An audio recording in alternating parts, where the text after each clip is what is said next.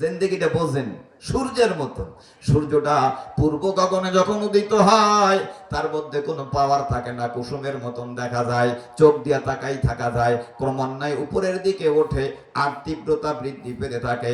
9টা 10টার সময় সূর্যের দিকে তাকানো যায় না, ঝলসে মারা যায়। ভাইয়ের আমার 11টা 12টার সময় তো তাকানো যাবে না, 12টা পর্যন্ত মনে করেন সূর্যের তীব্রতা প্রচন্ড হয়ে যায়।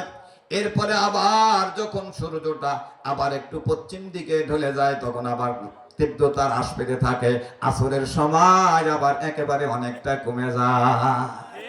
ভাইরা, তোমার আমার বয়স যেই দিন কম ছিল সেই দিন আমাকে এক জায়গায় মশায় কামড়াইছে, পিঁপড়ায় কামড়াইছে, কিছু করার ছিল না, শুধু দাপাদাপি করছিলাম, কান্নাকাটি করছিলাম, পায়খানা প্রসাব করে তার মধ্যেই পড়েছিলাম। তখন আমার কোনো বল শক্তি ছিল না।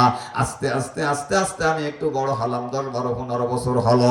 আমার ভিতরে একটা শক্তি এলো, এখান মনে হবে 9 10 আপনার 10টার সমান হয়ে গেল।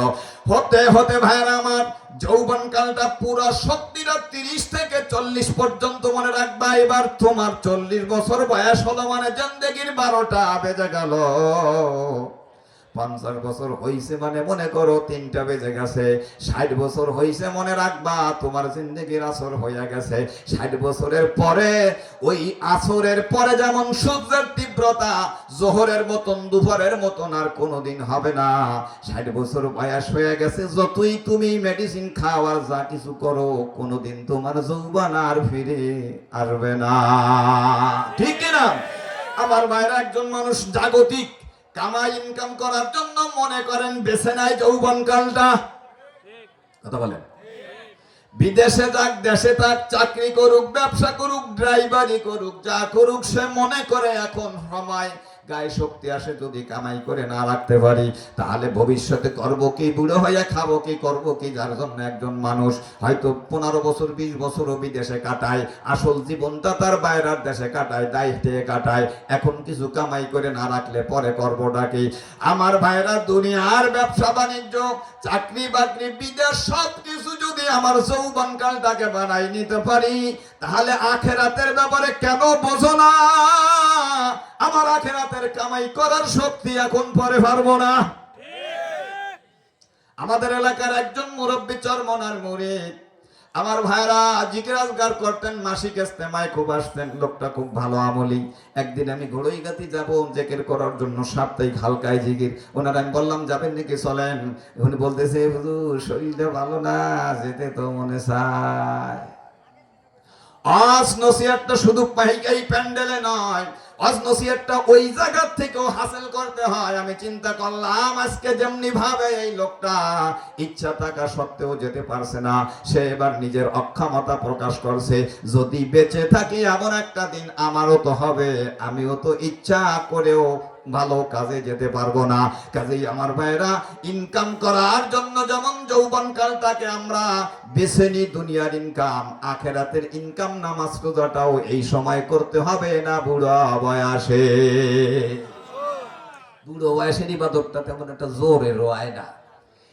3-4 দিন আগে আমার চাচা বড়জন, অনেক বয়স হয়ে গেছে, তা আমি হোন্ডায় আসতেছি, আমি বলছি দাদা ওঠেন, কয়তো বহ্যা রে ওঠেন। আমি আস্তে আস্তে উঠছে কায়দা করে, কয়তো তোমার মা মাদ্রাসার মাহফিল কবে হবে?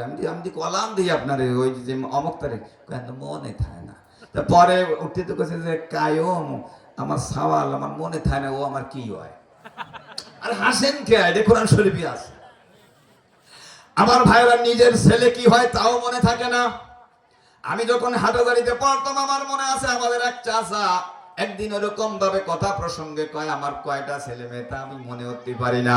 আমার ভাইরা, কোরআন শরীফের মধ্যে আল্লাহ রাব্বুল আলামিন সূরা হজের মধ্যে 1 পৃষ্ঠা দিয়ে এই কথা বলেছেন যে আমি আল্লাহ কোন কোন বান্দাকে শিশুকালে নিয়ে যাই, কেউকে যৌবনকালে নিয়ে যাই, আর কোন কোন বান্দাকে এত হায়াত আমি দিয়ে দিই লিকাইলা ইয়ালামা মিন বাদি ইলমিন শাইয়া, তার জানা জিনিসগুলো সে আর মনে রাখতে পারে না, বেরেন্ডা শেষ হয়ে যায়।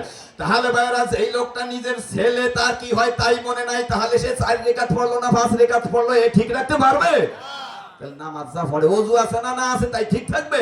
কাজেই যৌবনকালের ইবাদতটা হলো আল্লাহর দরবারে প্রিয় ইবাদত। আমরা ওইটাকে রাখি দুনিয়ার কামায়ের জন্য, আর আখিরাতের জন্য রাখি যে বুড়ো দুড়ো ওই দাড়ি রাখবো না তো কি, যে সময় আর টাকা থাকবে না চাষা সেই সময় রাখি দেবো লাগে। ও আল্লাহর দরবারে পছন্দ হয়?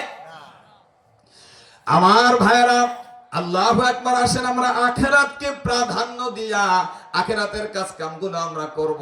জান্নাতে মানুষেরা যাবে কি কিরকম বললাম, সমস্ত মানুষের স্বভাব চরিত্র হয়ে যাবে আখির জামানার পয়গম্বরের মতন। একটু বুঝে শুনে সবাই জবাব দেন, নবীজির মতন যদি সমস্ত মানুষের স্বভাব চরিত্র জান্নাতের মধ্যে হয়ে যায়, তাহলে কি লাঠি ঠ্যাঙ্গা নিয়ে যাওয়া লাগবে নাকি? জোরে বলেন।